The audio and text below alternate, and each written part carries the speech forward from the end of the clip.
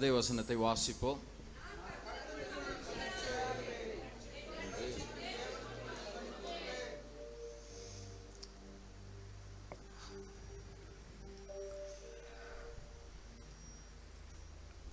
Yet I will rejoice in the Lord.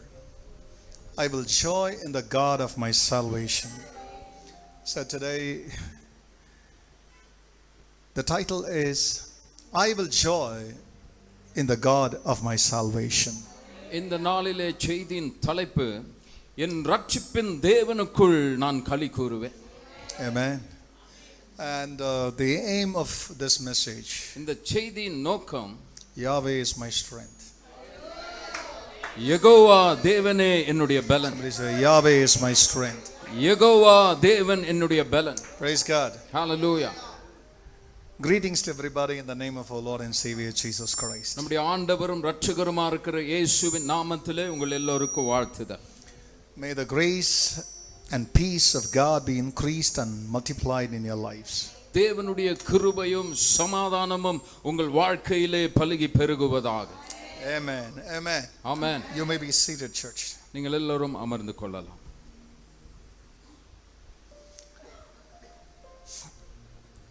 Our God நம்முடைய தேவன் is a God of faith. விசுவாசத்தின் தேவன். No matter who believed his word, God is the first believer of his word. அவருடைய வார்த்தையை யார் விசுவாசிக்கிறார்களோ அது பொருட்டல்ல, அவருடைய வார்த்தையை தானே அவரே முதலாவது விசுவாசித்தார். You know, every word of God has a creative force in the word. ஒவ்வொரு தேவனுடைய வார்த்தையும் அதில் இருக்கிற தன்மையும் சிருஷ்டிப்புக்கான வல்லமை உடையது. When we understand the creative force of the Creator, it contains in the spoken word. சிருஷ்டிகர் பேசப்பட்ட வார்த்தையில இருக்கிற சிருஷ்டிப்பின் தன்மையை நாம் புரிந்து கொள்ளும்போது, See, our Creator's power is in his creative word. நம்முடைய சிருஷ்டிகருடைய வல்லமை அவருடைய சிருஷ்டிப்பின் வார்த்தையில இருக்கிறது. Because God didn't make anything by a thing, but he made everything by the spoken word. தேவன் எதையுமே ஒரு பொருளினால செய்யவில்லை, தேவன் பேசின ஒவ்வொரு வார்த்தையிலும் எல்லாவற்றையும் உண்டாக்கினார். In Hebrews chapter 11 and verse 3, we read the word of God like this: by faith, not by your knowledge, not by your wisdom, not by your understanding. எபிரேயர் 11:3 நாம் இப்படி வாசிக்கிறோம், விசுவாசத்தினாலே, நம்முடைய ஞானத்தினால் அல்ல, நம்முடைய பலத்தினால் அல்ல, விசுவாசத்தினாலே. It's so clear. Through faith we understand, not through our understanding we understand, but through faith we understand that the worlds are being framed by the word of God and not by the things that we say. விசுவாசத்தினாலே நாம் உலகங்கள் தேவனுடைய வார்த்தையினால் உண்டாக்கப்பட்டதென்றும், இவ்விதமாய் காணப்படுகிறவைகள் தோன்றப்படுகிறவைகளால் உண்டாகவில்லை என்றும் அறிந்திருக்கிறோம். If you really know that, உண்மையா அது உங்களுக்கு தெரியுமா? Please church, I don't know how many things are bothering you, but if you understand that the worlds that we see, உங்களை எந்தெந்த காரியங்கள் உங்களை பாதிக்கிறது என்று எனக்கு தெரியாது, ஆனால் நாம் காண்கிற இந்த உலகம் எப்படி தோன்றினது என்பதை நாம் புரிந்து கொண்டால், that is not through your understanding. அது நம்முடைய அறிவின்படி அல்ல. You have to understand it by faith. விசுவாசத்தினாலே நீங்கள் புரிந்து கொள்ள வேண்டும். Because the word demands it. ஏனென்றால் இந்த வார்த்தை அதை தான் உங்களிடத்தில் கேட்கிறது. You cannot believe according to your feeling, but you have to believe according to your faith. உன்னுடைய உணர்வுகளின்படி உன்னால எதையும் நினைக்க கூடாது, விசுவாசத்தினாலே நீ இதை ஏற்றுக்கொள்ள வேண்டும். Are you there with me? என்னோட இருக்கிறீங்களா? Because our faith has been always challenged by our feelings.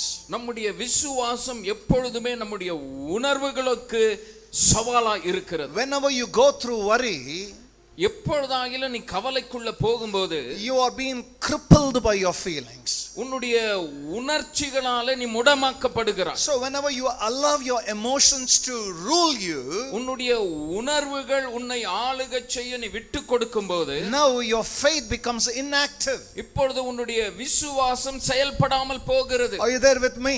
என்னோடு இருக்கிறீங்களா? So we must understand that everything that was being created was created by the creator's word. நாம் காண்கிற இந்த உலகம் காணப்படாத அவருடைய வார்த்தையினால உண்டாக்கப்பட்டிருக்கிறது. Now when you have the word, உனக்கு வார்த்தை இருக்கும்போது now you have faith. உனக்கு விசுவாசம் இருக்கிறது. Because faith comes by hearing and hearing the word of God.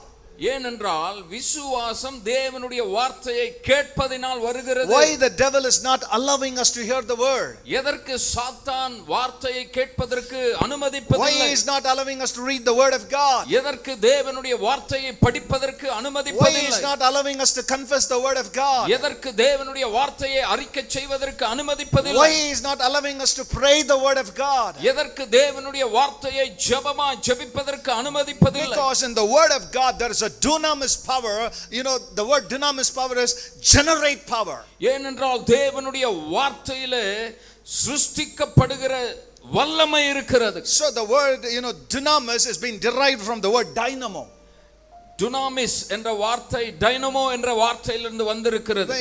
People who have driven cycle at our times, they know that there was a dynamo on the back tire.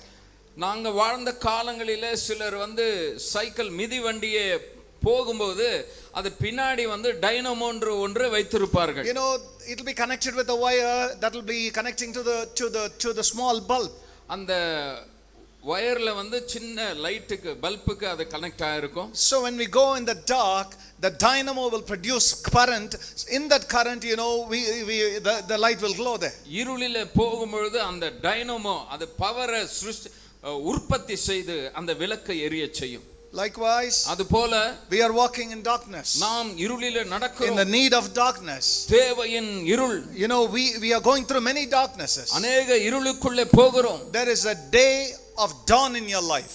உன்னுடைய வாழ்க்கையிலே சூரியன் உதிக்கிற ஒரு நாள் இருக்கிறது. Before any light is going to dawn in your life, before that darkness will be too high. உன்னுடைய வாழ்க்கை வெளிச்சம் உதிக்காத இருக்கிற வரைக்கும் அதனுடைய இருளின் தாக்கம் அதிகமா இருக்கும். Let me say, before light is going to dawn in your life, உன்னுடைய வாழ்க்கையில வெளிச்சம் உதிக்கிறது, the darkness will be too dark. இருள் மிகவும் அதிகமா இருக்கும். தமிழ்ல சொல்லமா, உங்க வாழ்க்கையில வெளிச்சம் வர்றதுக்கு முன்னால இருள் அதிகமா தான் இருக்கும். ஆமென். அந்த இருள் ஆண்டு அதிகமாகுதுன்னா வெளிச்சம் வர போகுதுன்றது. Yes, amen. Are you there with me? Anytime when darkness is too dark, இருள் இருளா இருக்கும்போது, that's a sign that you're going to see the dawn in your life. அதுதான் அடையாளம் உங்க வாழ்க்கையிலே வெளிச்சத்தை நீங்கள் பார்க்க போகிறீர்கள். And before the promised light, before the dawn is going to appear in your life, உன்னுடைய வாழ்க்கையிலே வெளிச்சம் வருவதற்கு முன்பதாக now you have to cross the darkness. இப்பொழுது இருளை நீ கடக்க வேண்டும். How do you cross the darkness? எப்படி இருளை கடக்க போகிறாய்? And the Bible is so clear. வேதம் மிகவும் தெளிவா இருக்கிறது. Your word is a light. It is a lamp unto my feet and a light unto my path. உம்முடைய வார்த்தை என்னுடைய கால்களுக்கு தீபமும் என்னுடைய பாதைக்கு வெளிச்சமாய் இருக்கிறது. So the light may not show you light for 10 feet, it may show light for 1 feet. அந்த விளக்கு வெளிச்சம் 10 அடிக்கு தோன்றாது, 1 அடிக்கு தோன்றலாம். So that you can boldly take one step at a time. தைரியமாய் 1 அடியை நீ எடுத்து So வைக்கலாம். if you have a light of God's word, தேவனுடைய வார்த்தையாகிய வெளிச்சம் உன்னிடத்தில் இருந்தால், now in your heart, உன்னுடைய இருதயத்திலே, here in this chapter where we when we went through this Habakkuk, நாம் படித்த ஆபகுக் அந்த அதிகாரத்திலே, this man is saying, இந்த மனிதன் சொல்லுகிறார், I will joy in the salvation of my Lord. நான் கர்த்தருக்குள் மகிழ்ச்சியா இருப்பேன், என் ரட்சிப்பின் தேவனுக்குள் களி கூறுவேன். So I left that, I will rejoice in the Lord. I just left that. For the title I'm saying, I will joy in the God of my salvation. மகிழ்ச்சியா இருப்பேன் என்பதை விட்டுவிட்டு என் ரட்சிப்பின் தேவனுக்குள் நான் களி கூறுவேன் என்பதை சொல்லுகிறேன். Habakkuk, ஆபக்கூக், I just want to ask you one question. நான் ஒரு கேள்வியை கேட்க வேண்டும். Why are you having the joy in the salvation of the Lord? எதற்கு ரட்சிப்பின் தேவனுக்குள்ள நீங்க சந்தோஷப்படுறீங்க? What's your problem? உன்னுடைய பிரச்சனை என்ன? Are you there with me? என்னோட இருக்கிறீங்களா? What's your problem? உன்னுடைய பிரச்சனை என்ன? That you are prophesying this to us. இதை தீர்க்கதரிசனமா எங்களுக்கு சொல்றீங்க. You are rejoicing நீங்க களி கூர்றீங்க. and you are declaring நீங்க அறிக்கை செய்றீங்க. that I will joy in the God of my salvation. என்னுடைய ரட்சிப்பின் தேவனுக்குள் நான் களி கூறுவேன் என்று சொல்றீங்க. So what's your problem here? உங்க பிரச்சனை என்னங்க? Are you there with me? என்னோட What இருக்கிறீங்களா? is your problem? உங்க பிரச்சனை என்ன? Church, listen very carefully. சபையை மிகவும் கவனமா கேளுங்க. Whenever we allow our soul to lead us, நம்மை வழி நடத்தும்படி நம்முடைய ஆத்துமாவை நாம் அனுமதிக்கும் போது, you will be broken in a broken state. நீங்க உடைக்கப்பட்ட நிலையில இருப்பீங்க. You will be crying in a crying condition. அழுத நிலையிலே இருப்பீங்க. Because ஏனென்றால் you have been led by your soul. உன்னுடைய ஆத்துமால நீ வழி நடத்தப்பட்டிருக்கிறாய். If you were to read verse number 17 in this chapter, இதே அதிகாரத்திலே 17ஆம் வசனத்தை நாம் வாசிக்கும்போது, this prophet is not having any profit. இந்த தீர்க்கதரிசிக்கு எந்த லாபமும் இல்ல. எந்த லாபமும் இல்ல. He is not having any provision. எந்த சலுகையும் இல்ல. He is not having prosperity. அவருக்கு செழிப்பு இல்ல. He is in poverty. Our தரித்திரத்தில். He is in laxity. அவர் தேவையின் மத்தியில். Now because of his hunger, அவருடைய பசியின் நிமித்தம், because of his crisis, அவருடைய கிரைசிஸ் நிமித்தம், பற்றாக்குறை நிமித்தம், now he should be broken. Our உடைக்கப்பட்டிருக்கிறார். That's his condition. அதுதான் அவருடைய நிலை.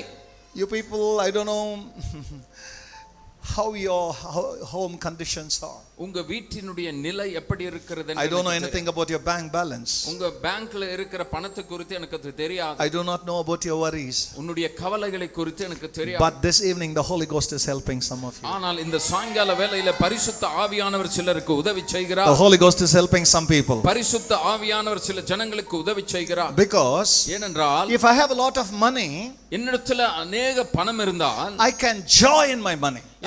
I can be happy in my money. என்னுடைய பணத்துல நான் சந்தோஷமா இருக்கலாம். If I have a lot of friends எனக்கு அதிக நண்பர்கள் who இருந்தால், love me, என்னை நேசிக்கிறவர்கள், then I can just be happy with my friends. என்னுடைய நண்பர்களோடு நான் மகிழ்ச்சியா When I இருக்கலாம். have good relatives எனக்கு நல்ல சொந்தக்காரர்கள் coming and visiting my house and I'm going and visiting my relatives' house, having good party, good time, we will be happy with our relatives. எனக்கு நல்ல உறவுகள் இருக்கும் பொழுது அவர்கள் என்னுடைய வீட்டை வந்து சந்திக்க, நான் அவர்களுடைய வீட்டை போய் சந்திக்க, எல்லாரும் சேர்ந்து கொண்டாடி கொண்டிருக்கும் பொழுது மகிழ்ச்சியா இருக்க முடியும். We will be happy. சந்தோஷமா On இருப்போம். all sides we are happy. எல்லா பகுதிகளிலும் But சந்தோஷமா when you have nobody யாரும் இல்லாத to போது, ask you how are you, நீ எப்படி இருக்கறன்னு கேட்கும்போது, கேட்கிறதுக்கு are you there with me?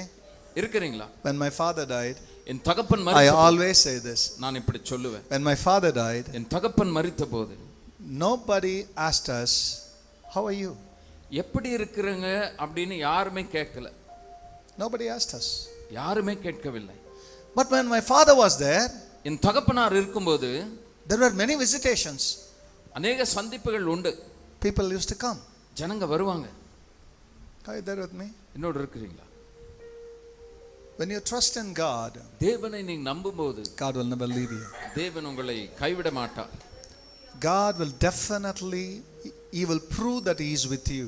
தேவன் நிச்சயமாய் உங்களோடு இருக்கிறேன் என்பதை அவர் தெரியப்படுத்துவார். More than the prosperity, செழிப்பை பார்க்கிலும், more than any people, எந்த ஜனங்களை பார்க்கிலும், any precious thing. எந்த விலையேற பெற்றதை பார்க்கிலும், If you had to come and ask me, what do you consider more precious in your life? உங்க வாழ்க்கையில நீங்க எதை விலையேற பெற்றதா நினைக்கிறீங்கன்னு என்ன கேட்டீங்கன்னா, I will say it is the presence of God. நான் சொல்லுவேன் அது தேவனுடைய சமூகம். I'll say it is the presence of God. அது தேவனுடைய சமூகம் என்று சொல்லுவேன். Nothing can be compared equal to the presence of God. தேவனுடைய பிரசன்னத்துக்கு சமமாக எதையும் ஒப்பிட்டு பார்க்க முடியாது. In verse number 17, the prophet is saying, 17ஆம் வசனத்திலே தீர்க்கதரிசி சொல்லுகிறார், he is challenging now. அவர் இப்பொழுது சவால் விடுகிறார். Listen very carefully. கவனமா கேளுங்க. Whenever your faith, your hope is being challenged, உன்னுடைய நம்பிக்கை சவால் விடும்போது, what happens is, whenever your hope is being challenged, உங்க நம்பிக்கைக்கு வந்து சவால்கள் வரும்பொழுது what happens is என்ன நடக்கிறது? number one thing, முதலாவது காரியம், it'll create in you, you know, the hopelessness. நம்பிக்கை அற்ற சூழ்நிலையை உனக்குள்ள உருவாக்குறது. What is that? அது என்ன?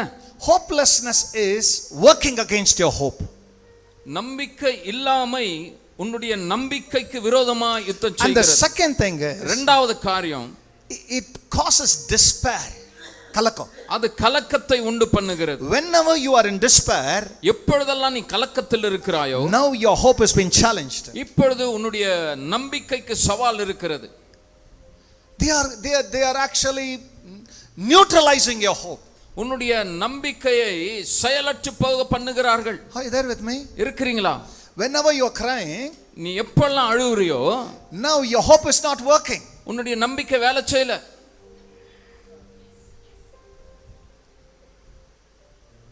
But when your hope works, உங்க நம்பிக்கை வேலை செய்யும் போது, now you are resisting despair. இப்பொழுது கலக்கத்தை எதிர்த்து நிற்கிறாய். Oh my God.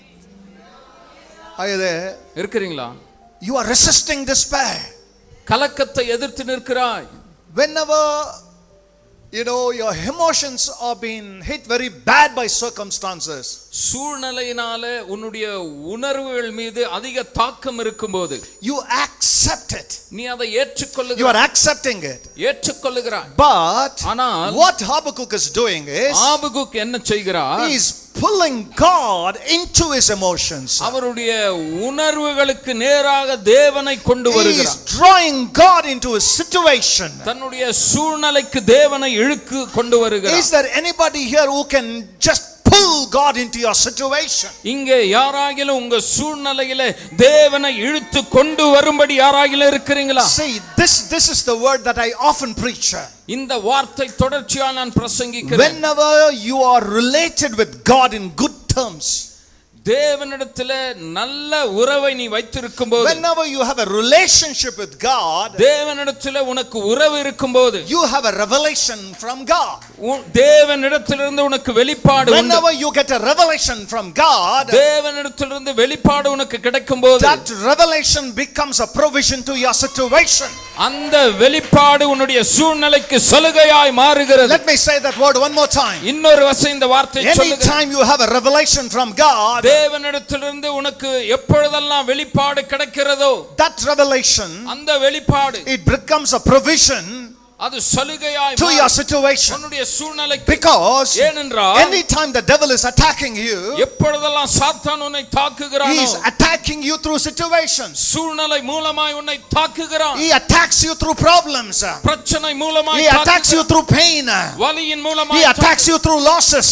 இழப்பின் He மூலமாய் attacks you through poverty. He தரித்திரத்தின் attacks you through joblessness. வேலை இல்லாம He சூழ்நிலை, attacks you through confusion. குழப்பத்தினால, He attacks you through sickness. வியாதியினால When தாக்குகிறான். the devil is attacking you, சாத்தான் உன்னை தாக்கும்போது don't be attacked. தாக்கப்படாத. You know, you are not in a defensive mood, you are in an offensive mood now. நீ தாக்கப்படுகிற நிலையில் இல்ல, தாக்கப்படுவதற்கு ஏதுவாக இருக்கிறாய். We are not just in the defense. தற்காக்கிற இடத்துல நம்ம இல்ல. We are not just in the defensive place. We are also in the offensive place. தற்காக்கிற இடத்துல நாம் இல்ல, தாக்குற இடத்துல இருக்கிறோம். Understand that you are in the offensive place. புரிந்து கொள்ளுங்க, நீங்க தாக்குற இடத்துல இருக்கிறீங்க. Because God has given us the armor of God himself. ஏனென்றால் தேவன் நமக்கு சர்வாயுத வர்க்கத்தை கொடுத்திருக்கிறார். And the word of God, the Bible calls it it is the sword of the spirit. தேவனுடைய வார்த்தை ஆவியின் பட்டயம் என்று அழைக்கப்படுகிறது. Whenever you take the word in your hand, வார்த்தையை உன்னுடைய கரத்தில் நீ எடுக்கும்போது, your chest is lifted high. உன்னுடைய நெஞ்ச நிமிர்த்தி, your chest is lifted high. உன்னுடைய நெஞ்ச நிமிர்த்தி. Because any warrior who has a sword in his hand, எந்த யுத்த வீரனாய் தன்னுடைய கரங்களிலே பட்டயத்தை வைத்துக் கொள்ளும்போது, he stands tall before the enemy. எதிராளிக்கு முன்பதாக உயர்ந்தவனாய் நிற்கிறான். He never puts his head down. தன்னுடைய தலையை கீழே போடுவதில்லை. That is what the word of God does to you. அதுதான் தேவனுடைய வார்த்தை உனக்கு செய்கிறது. Be girded with the power of God's word. தேவனுடைய வார்த்தையினால காக்கப்பட்ட துவக்கப்பட்டு பலப்பட்டிருங்கள். See, any man can lead himself when he's fully blessed with money, job and everything. எந்த மனுஷனா இருந்தாலும் நல்லா ஆசீர்வதிக்கப்பட்டு நல்ல வேலை இருந்தா தன்னை நடத்தின்னு போயினே It is இருப்பான். easy. மிகவும் சுலபம். But it is not easy to lead you without money and a job. வேலையோ பணமோ இல்லாத உன்னை விட்டா அவ்வளவு கஷ்டம். But my God is a specialist to lead you when you are jobless. ஆனால் என்னுடைய தேவன் நீ வேலை இல்லாத போதே உன்னை நடத்துவதற்கு விசேஷமானவராய் இருக்கிறார். Is there any witness here? இங்க யாராயில சாட்சி உண்டா?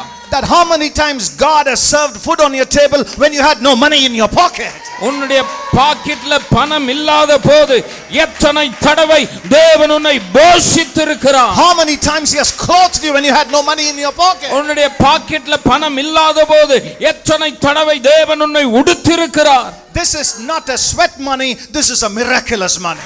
இது வேர்வையின் பணம் அல்ல, அற்புதத்தின் பணம்.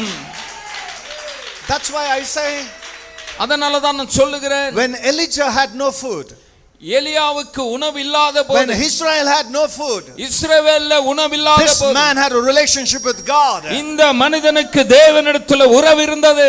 Because he had a relationship, அவருக்கு உறவு இருந்தபடியினால the Bible says, வேதம் சொல்லுகிறது, and the word of God came to Elijah. தேவனுடைய வார்த்தை எலியாவுக்கு வந்து வெளிப்பட்டதுன்னு. வெளிப்பட்டது. Is there anybody here with me? இங்க யாரனா இருக்கீங்க? The word of God came to Elijah.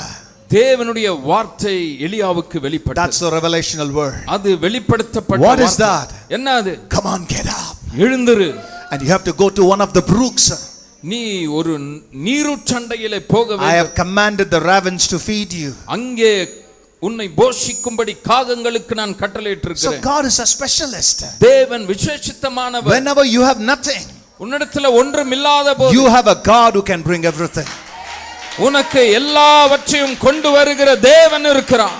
So what God is saying, தேவன் என்ன சொல்லுகிறார்? if you know to rejoice in your job, உன்னுடைய வேலையில சந்தோஷமா இருக்க உனக்கு தெரியுமா? if you know to enjoy in your promotions, உன்னுடைய உயர்வினைய அனுபவிக்க தெரியுமா? in your hike, உன்னுடைய when you buy new jewelries, புதிய நகைகள் வாங்கும்போது, when you build new houses, புது வீட்டை கட்டும்போது, when you know to be happy, சந்தோஷமா இருக்க தெரியும். because you saw something before your eyes. உன் கண்களுக்கு முன்பாக ஏதோ ஒன்றை பார்க்கிறாய். You saw the job, வேலையை பார்க்கிறாய். you saw the money, பணத்தை you பார்க்கிறாய். saw the house, வீட்டை you பார்க்கிறாய். saw the jewelry, நகைகளை you are பார்க்கிறாய். happy.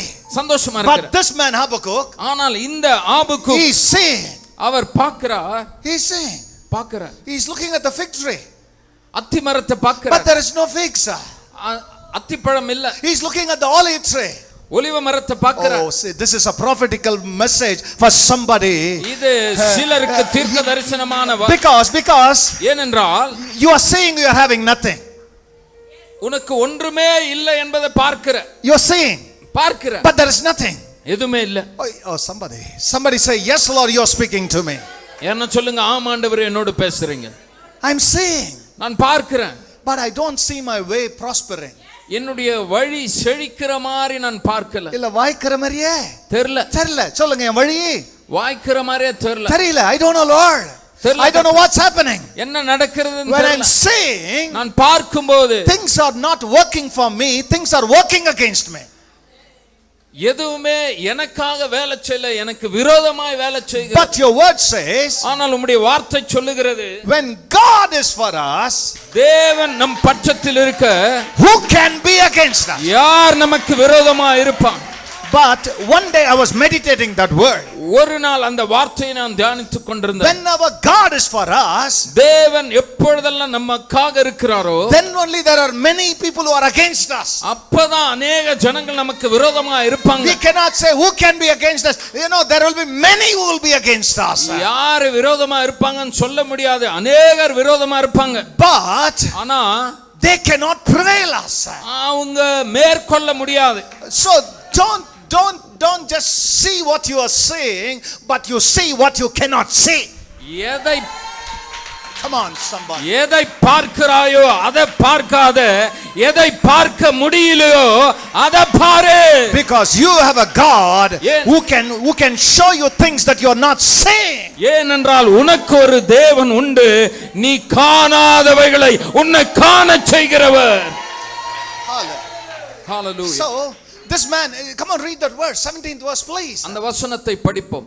அத்திமரம் துளிர் விடாமல் போனாலும், Okay. திராட்சை செடிகளின் பழம் உண்டாகாமற் Yes. போனாலும், ஒலிவ மரத்தின் பலன் அற்று போனாலும், வயல்கள் தானியத்தை விளையாமற் போனாலும், Okay. கிடையில் ஆட்டு மந்தைகள் முதலற்று போனாலும், தொழுவத்திலே மாடு இல்லாமற் போனாலும், Okay. Wait. So, he is not rejoicing because God gave everything. தேவன் எல்லாவற்றையும் கொடுத்ததனால அவர் மகிழ்ச்சியா இல்ல. I'm not rejoicing because God gave me everything. தேவன் எல்லாவற்றையும் எனக்கு கொடுத்ததனால நான் மகிழ்ச்சியா இல்ல. See, if God is not giving anything, தேவன் எதையுமே கொடுக்கலனாலும் I have to cry. நான் அழுவணும். But this prophet is saying, ஆனால் இந்த தீர்க்கதரிசி சொல்லுகிறார், God, தேவனே, I'm not going to cry. நான் அழமாட்டேன். I'm not going to cry. நான் அழமாட்டேன். Because ஏனென்றால் I'm not going to rejoice in the thing. பொருளில் நான் களி கூற மாட்டேன்.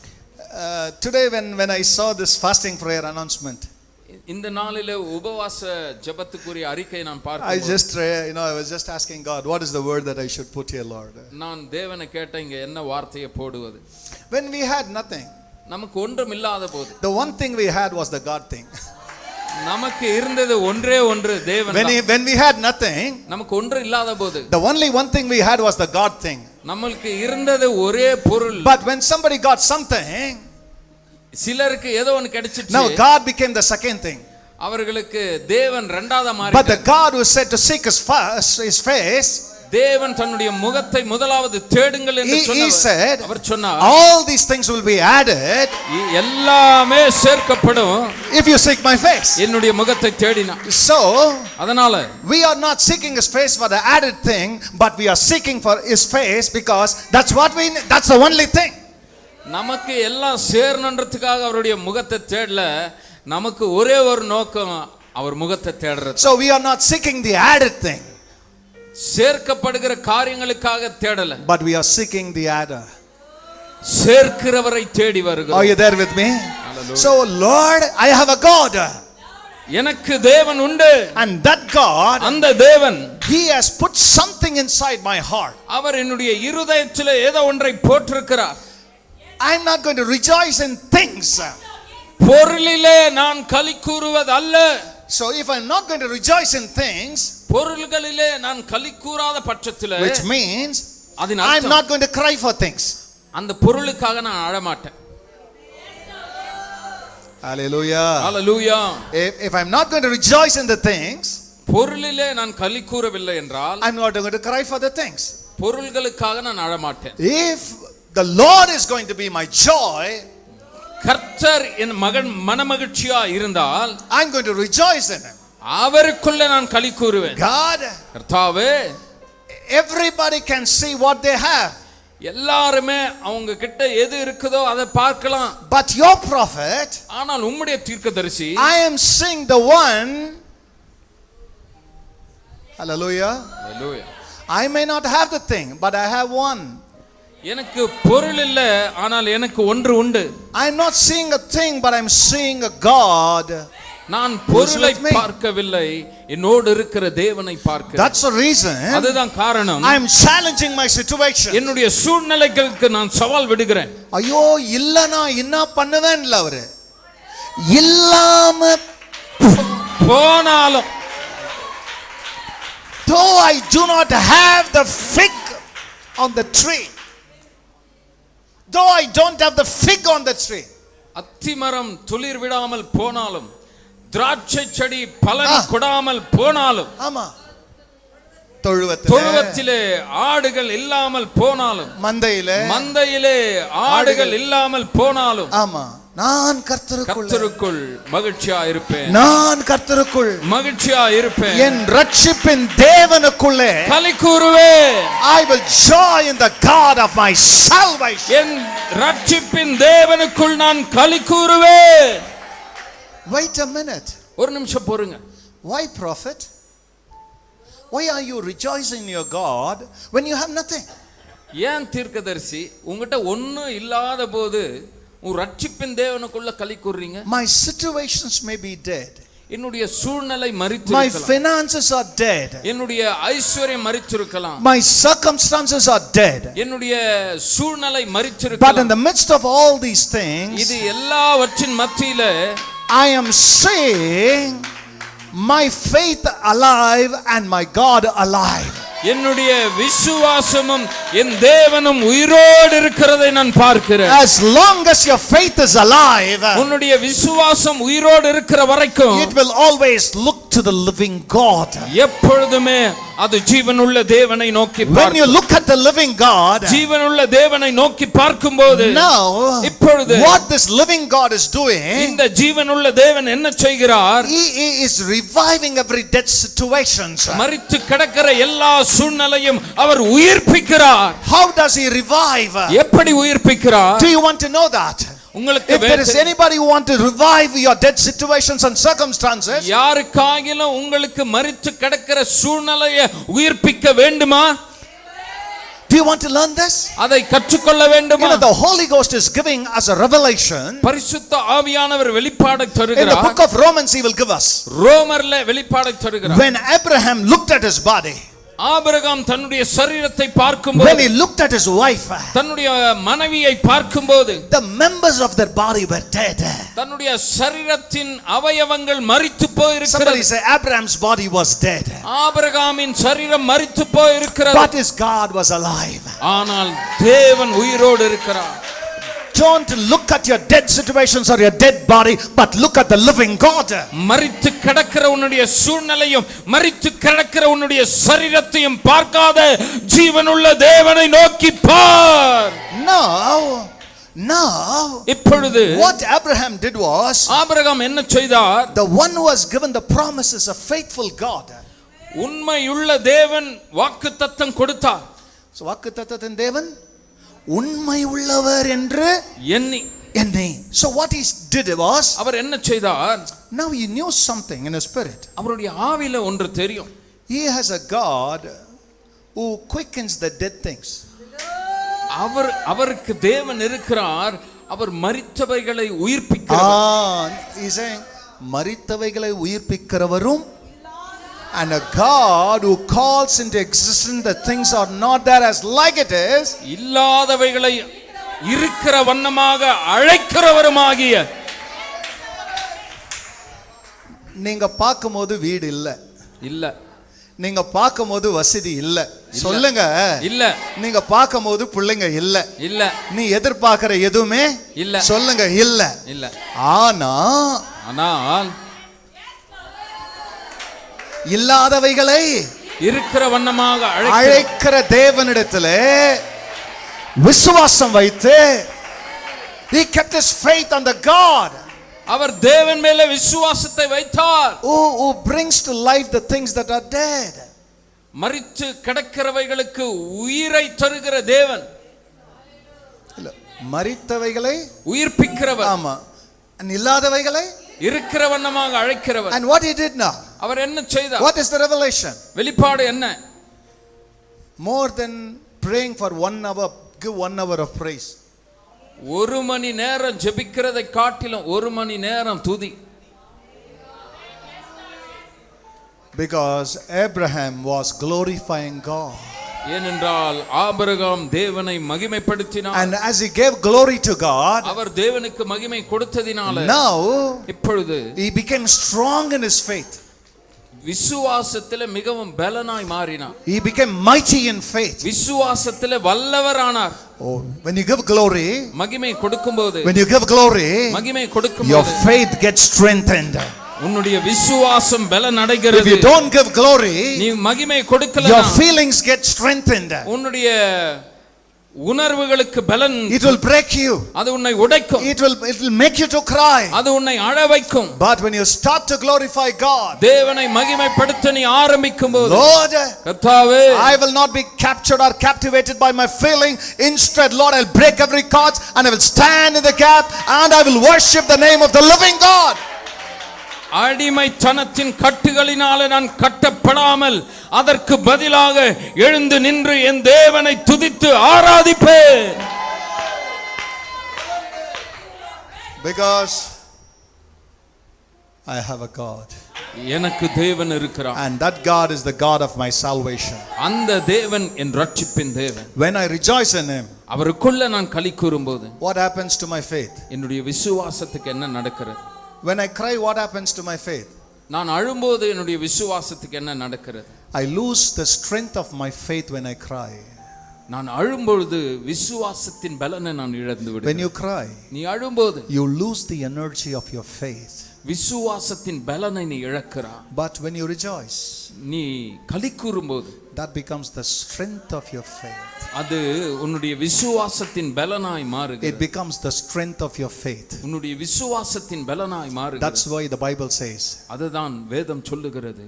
to rejoice in the Lord is our strength. கர்த்தருக்குள் மகிழ்ந்திருப்பதே நம்முடைய பலன். Are you there? இருக்கிறீங்களா? So replace your tears with the joy. உன்னுடைய கண்ணீருக்கு பதிலாக சந்தோஷத்தை மாற்று. The joy of the Lord. கர்த்தருடைய சந்தோஷம் கர்த்தருடைய மகிழ்ச்சி. சந்தோஷத்தை So when you learn to do that, நீ அதை செய்ய when கற்றுக்கொள்ளும் you learn to do that, செய்ய கற்றுக்கொள்ளும் போது you will see the strength of God entering inside your spirit, inside your soul, inside your body, inside your situations and circumstances. இதை செய்ய நீ கற்றுக்கொள்ளும் பொழுது தேவனுடைய பலன் உன்னுடைய ஆத்தும ஆவி சரீரத்துக்குள்ள உன்னுடைய சூழ்நிலைக்குள்ள வருவதை நீ பார்ப்பாய். When the Israelites for 40 days, இஸ்ரவேல் ஜனங்கள் 40 நாட்கள் when they heard the voice of Goliath, they were scared. கோலியாத்தினுடைய சத்தத்தை அவர்கள் கேட்டபோது பயந்தார்கள். Listen very carefully. கவனமா கேளுங்க. I'm just finishing now. நான் இப்ப முடிக்க Because போகிறேன். tomorrow morning I have to come. So today I'm not taking till 10. நாளை காலையில நம்ம சீக்கிரம் வரணும், அதனால சீக்கிரமா முடிக்க போறோம். 9:40 you are going home. 9:40 I'm just going to send you now. இப்ப அம்ச்சிடுவேன். Listen very carefully. கவனமா கேளுங்க. David didn't look at Goliath. தாவீது கோலியாத்தை பார்க்கவில்லை. Are you there? இருக்கிறீங்களா? Everybody, the whole nation, எல்லாருமே முழு நாடும் when they saw the size, அவர்கள் அவனுடைய உயரத்தை பார்க்கும்போது they were scared. பயந்தார்கள். But David was seeing what these fellows cannot see. ஆனால் இந்த ஜனங்கள் பார்க்காததை தாவீது பார்க்கிறார். That's the reason it gave him boldness. அதுதான் காரணம் அவருக்கு தைரியம் To கொடுத்தது. throw his life before God தேவனுக்கு முன்பாக தன்னுடைய and ஜீவனை before the enemy. எதிராளிகளுக்கு முன்பதாக And what God did, தேவன் என்ன செய்தார்? God came to his rescue. தேவன் அவரை காப்பாற்றும்படியாய் வந்தார். God gave victory through David. தேவன் தாவீது மூலமாய் வெற்றியை தந்தார். See, this is the conclusion word. பாருங்க, இது முடிவுரையான வார்த்தை. I will rejoice in the Lord. நான் கர்த்தருக்குள் மகிழ்ச்சியாக In the இருப்பேன். joy of the Lord's salvation. என் ரட்சிப்பின் தேவனுக்குள் களி கூறுவேன். Are you there with me? Hallelujah. Once God came to this earth, ஒரு விசை இந்த தேவன் பூமிக்கு வந்தார். when Abraham saw him, Abraham அவரை பார்த்தார். they are standing like youths. அவர்கள் வாலிபர்களைப் போல நிற்கிறார்கள். And this is an old 100-year-old man. இது 100 வயதுள்ள மனிதன். He went and just fell down at his feet. போய் அவருடைய கால்களிலே விழுகிறார். And he said, அவர் சொன்னார், come to my home. எங்க வீட்டுக்கு வாங்க. You have come so that I should serve you. நீங்க வந்தீங்கன்னா நான் உங்களுக்கு சேவை இல்ல, நீங்க செய்வேன். வந்தது இதுக்கு தான். நான் உங்களுக்கு சேவை செய்யணும்னு வந்துக்கிறீங்க. Hallelujah. Hallelujah. Are you there with me? You have come why? I should feed you. நான் உங்களுக்கு சேவை செய்யும்படி நீங்க வந்திருக்கிறீங்க. I know that. எனக்கு தெரியும். Because that's a revelation. அது வெளிப்பாடு. So God sat, தேவன் உட்கார்ந்தார். ate with Abraham. ஆபிரகாமோடு அவர் உட்கார்ந்து And புசித்தார். after that, two of the angels went to Sodom. அதற்கு பிறகு 2 தூதர்கள் சோதோமுக்கு போய் விட்டார்கள். You know, now God actually is talking here. இப்பொழுது இங்கே தேவன் பேசிக் கொண்டிருக்கிறார். In an appointed time I will come. குறிக்கப்பட்ட காலத்துக்கு நான் வருவேன். Then Sarah will have a son. அப்பொழுது சாராளுக்கு ஒரு குமாரன் இருப்பான். And name him Isaac. அவனுக்கு ஈசாக்கு என்று பெயரிடு. Immediately, உடனடியாக we know Sarah laughed. நமக்கு தெரியும் சாராள் நகைத்தாள். Where? எங்க? In her heart. தன்னுடைய இருதயத்துல. Where? தன்னுடைய இருதயத்தில். See, let me say this one word. இந்த ஒரு வார்த்தை நான் சொல்லட்டும். Your God is a God who can hear even an unspoken word. உன்னுடைய தேவனாகிய கர்த்தர் நீ பேசப்படாத வார்த்தையும் கேட்கிறவர். You don't have to speak to him to know what you have in your heart. உன்னுடைய இருதயத்தில் இருக்கிறத பேச வேண்டிய அவசியம் கூட இல்லை. If we can know the unspoken feelings. பேசப்படாத உன்னுடைய உணர்வுகளையே அவரால் அறிய Somebody say, முடியுமா? my God knows the unspoken word. யாரா சொல்லுங்க, என் தேவன் நாம் பேச முடியாத வார்த்தையை கூட அவர் கேட்கிறவர். I have not yet spoken. நான் இன்னும் பேசவில்லை. Before a word is birthed from my mouth, everything you know, God. என்னுடைய வாயிலிருந்து வார்த்தை புறப்பட்டு வருவதற்கு முன்பதாக எல்லாவற்றையுமே அவர் அறிந்திருக்கிறார். So that God, அந்த தேவன், he is promising அவர் வாக்குத்தத்தம் கொடுக்கிறார், a life blessing. ஜீவ ஆசீர்வாதம். Because you gave something to me, நீ எனக்கு சிலதை கொடுத்த, and I'm giving something to you. நான் உனக்கு சிலதை தருகிறேன். And when these two angels went to Sodom, no, இந்த ரெண்டு தூதர்கள் சோதோமுக்கு போனாங்க இல்லையா? they are not ready to serve them. அவர்களுக்கு சேவை செய்ய அவர்களை They want to use them. அவங்களை பயன்படுத்தி கொள்ளணும். Look at the danger here. இங்க அந்த ஆபத்தை பாருங்க. Anybody who serves God, யாரெல்லாம் தேவனுக்கு சேவை செய்றாங்களோ, life will continue. ஜீவன் அவர்களை தொடரும். And anybody who want to use these two angels, இந்த ரெண்டு தூதர்களை யாரெல்லாம் பயன்படுத்த நினைக்கிறாங்களோ, they said we want to try them. நீங்க முயற்சி செய்யணுமா? இல்லங்க, அது வேற தப்பான அர்த்தம் அது. அவன் என் பொண்ணுங்களை கூட எடுத்துக்கோன்னு அந்த இவங்களுக்கு எதுவும் பண்ணாதன்றாரு. So, are you there with me? இருக்கிறீங்களா? So, listen very carefully. When someone is coming to take service from them, யாராகிலும் அவர்களிடத்திலிருந்து சேவை எடுத்துக்கொள்ள வந்தா, they were destroyed. அவங்க அழிக்கப்படுவாங்க. But anybody who came to serve, யாரெல்லாம் சேவை செய்ய they வராங்க, were protected. அவங்க பாதுகாக்கப்படுவாங்க. Your God is a God உன் தேவனாகிய கர்த்தர் who knows your emotions, உன்னுடைய your உணர்வுகள், feelings, உன்னுடைய your pain. உன்னுடைய வலி, He knows your emptiness. உன்னுடைய வெறுமையை அறிந்திருக்கிறார். But he will definitely be the joy of your salvation. நிச்சயமாய் ரட்சிப்பின் சந்தோஷத்தை அவர் உனக்கு தருவார். Just rejoice in him. அவருக்குள்ள களி கூறுங்க. Just rejoice in him. அவருக்குள்ள களி கூறுங்க. Father, you are enough for me.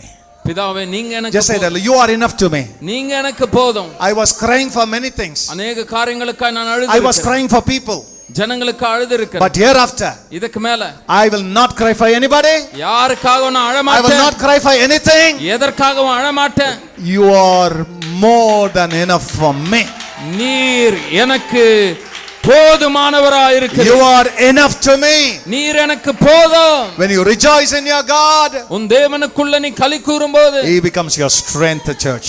அது உனக்கு பலனாய் He becomes your strength, church. அவரே உனக்கு பலனாய் மாறுவார். Today, come on, stand to your feet. Today, இந்த the நாளிலே, last day of the 7th month, 7ஆம் மாதத்தின் கடைசி நாள், God is strengthening your spirit with his word. தேவன் உன்னுடைய ஆவியை அவருடைய பலத்தினால பலப்படுத்துகிறார். Somebody say, Holy Spirit. யாரனா சொல்லுங்க, பரிசுத்த ஆவியானவரே.